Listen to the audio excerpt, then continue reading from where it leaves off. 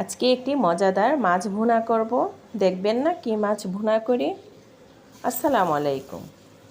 এখানে আমি পরিমাণ মতো পেঁয়াজ কুচি আর টমেটো দিয়ে দিলাম ভাজার জন্য।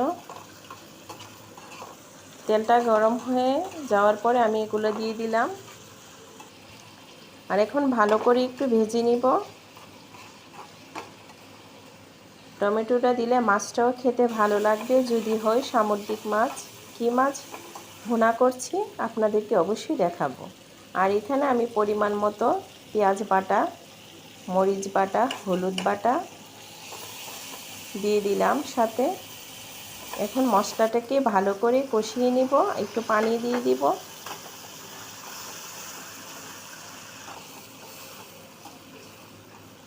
আর এখন আমি একটু নাড়াচাড়া দিয়ে দিচ্ছি।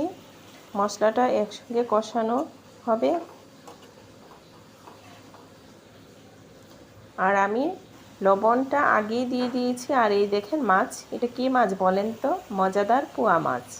কার কার পছন্দ পোয়া মাছ? মাছটা তো খেতে দারুণ ছিল। আমি এই প্রথম এই মাছটা রান্না করলাম। এই মাছটা কাঁচাই রান্না করলাম ভুনা। এত টেস্টি ছিল, এত মজাদার সামুদ্রিক মাছ আমি প্রথম রান্না করেছি।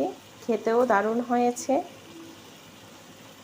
ভাবলাম এই মাছটা মাঝে মাঝে এনে মাছটা খাবো। এই যে দেখেন কালারটাও কত সুন্দর আসছে। একটু ঝাল দিয়েছি।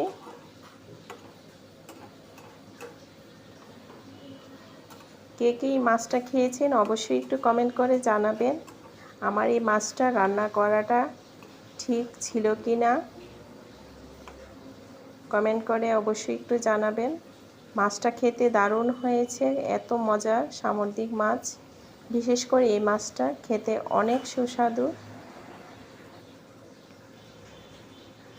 এই যে আমার মাছটাও হয়ে গেল রান্না। এখন আমি কাঁচামরিচ দিয়ে দিলাম।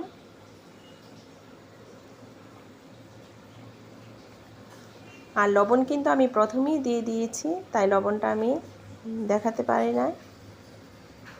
কেমন হয়েছে আজকে রান্না অবশ্যই কমেন্ট করে জানাবেন। কে কোথায় থেকে দেখছেন।